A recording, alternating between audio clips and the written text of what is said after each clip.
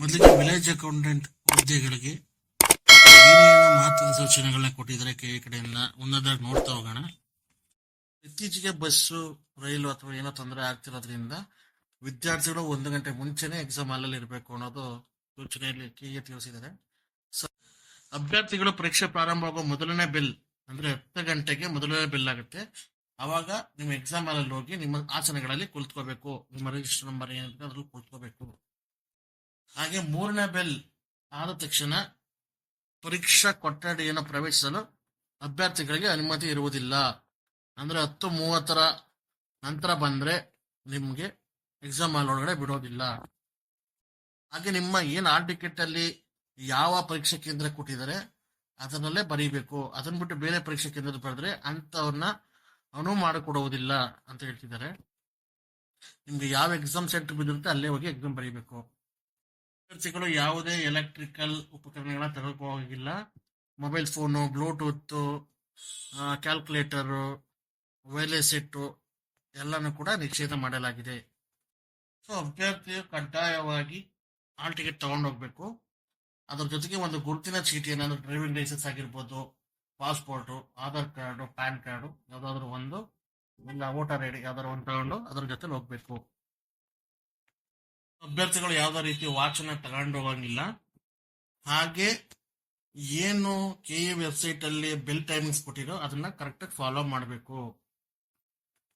ಹಾಗೆ ಅಭ್ಯರ್ಥಿಗಳು ತುಂಬು ತೋಳಿನ ಬಟ್ಟೆ ಹಾಗೂ ಶರ್ಟ್, ಜೀನ್ಸ್ ಪ್ಯಾಂಟು ಏನೋ ಧರಿಸಂಗಿಲ್ಲ.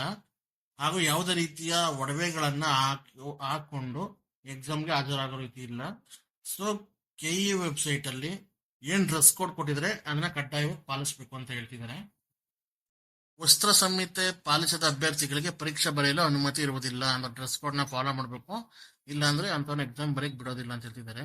ಹಾಗೆ ಅಭ್ಯರ್ಥಿಗಳು ನೀಲಿ ಅಥವಾ ಕಪ್ಪು ಶಾಯಿ ಪೆನ್ ಅನ್ನು ಮಾತ್ರ ಉಪಯೋಗಿಸಬೇಕು. ಬ್ಲೂ ಅಥವಾ ಕಪ್ಪು ಬಾಲ್ ಪಾಯಿಂಟ್ ಪೆನ್ ಅನ್ನು ಮಾತ್ರ ಯೂಸ್ ಮಾಡಬೇಕು. ಇತ್ತೀಚಿನ ದಿನಗಳಲ್ಲಿ ಬ್ಲೂಟೂತ್ ಉಪಕರಣಗಳ ಬಳಕೆ ಜಾಸ್ತಿ ಆಗುತ್ತಿರೋದ್ರಿಂದ ಯಾವುದೇ ರೀತಿ ಫೇಸ್ ಮಾಸ್ಕ್ ಹಾಕೋ ಬರಂಗಿಲ್ಲ. ಯಾವ ರೀತಿ ಫೇಸ್ ಮಾಸ್ಕ್, ಸ್ಕಾರ್ಫ್ ಯಾನು ಹಾಕೋ ಬರೋ ತರ ಇಲ್ಲ. ಅದು ಕಂಪ್ಲೀಟ್ ನಿಷೇಧ ಆಗಿದೆ.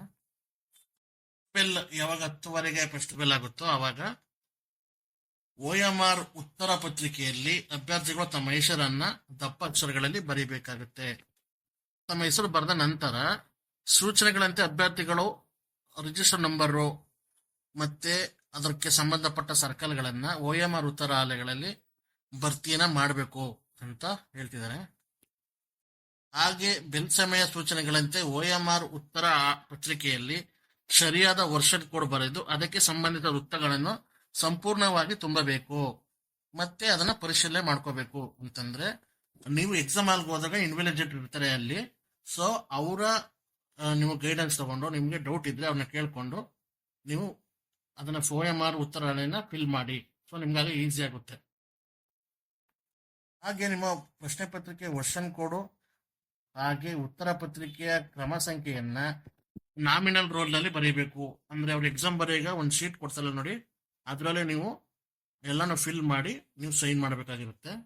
ಅದೇ ತರ ಎಲ್ಲಾ ಎಕ್ಸಾಮ್ಗಳಿಗೂ ಏನ್ ಟೈಮಿಂಗ್ಸ್ ಕೊಟ್ಟಿದ್ರು ಅದನ್ನ ವೆಬ್ಸೈಟ್ ಅಲ್ಲಿ ಹೋಗಿ ನೋಡ್ಕೋಬೇಕು. ಅದು ವಿದ್ಯಾರ್ಥಿಗಳ ಹೊಣೆಯಾಗಿರುತ್ತೆ ಅಂತ ಹೇಳ್ತಿದ್ದಾರೆ. ಪರೀಕ್ಷಾ ಕರ್ತವ್ಯದಲ್ಲಿ ನಿರತರಾಗಿರುವ ಅಧಿಕಾರಿಗಳು ನೀಡುವ ಎಲ್ಲಾ ಸೂಚನೆಗಳನ್ನು ಅಭ್ಯರ್ಥಿಗಳು ತಪ್ಪದೇ ಪಾಲಿಸಬೇಕು. ಸೂಚನೆಗಳನ್ನು ಪಾಲಿಸದೇ ಇರುವ ಅಭ್ಯರ್ಥಿಗಳನ್ನು ದುಷ್ಕೃತ್ಯದ ವಿಧಾನವೆಂದು ಪರಿಗಣಿಸಿ ಅಂತ ಅಭ್ಯರ್ಥಿಗಳ ಮೆರಿಟ್ ಅನ್ನು ಪ್ರಕಟಿಸಲಾಗುವುದಿಲ್ಲ. ಅಂದ್ರೆ ನೀವು ಎಕ್ಸಾಮ್ ಹಾಲಲ್ಲಿ ಯಾವುದೇ ರೀತಿ ಲೋಪ ಬರೆದಿರೋ ತರ ನೀವು ಶಿಸ್ತಾಗಿ ಹೋಗಿ ಎಕ್ಸಾಮ್ ಅನ್ನ ಬರೆಯಬೇಕಾಗುತ್ತೆ. ಸೊ ಇನ್ವಿಜಿಲೇಟರ್ ತರ ಯಾವುದೇ ರೀತಿ ಗಲಾಟೆಗಳಾಗ್ಲಿ ಇನ್ನೊಂದಾಗ್ಲಿ ಅಶಿಸ್ತಿನ ಪ್ರಕಾರ ನಡ್ಕೋಬಾರ್ದು. ಅವ್ರು ಏನು ಸೂಚನೆಗಳು ಕೊಡ್ತಾರೋ ಅದರ ತಕ್ಕಂತೆ ಸ್ಟ್ರಿಕ್ಟ್ ಆಗಿ ಫಾಲೋ ಮಾಡಬೇಕು, ನಿಯಮವನ್ನ ಪಾಲಿಸಬೇಕು ಅಂತ ಹೇಳ್ತಿದ್ದಾರೆ.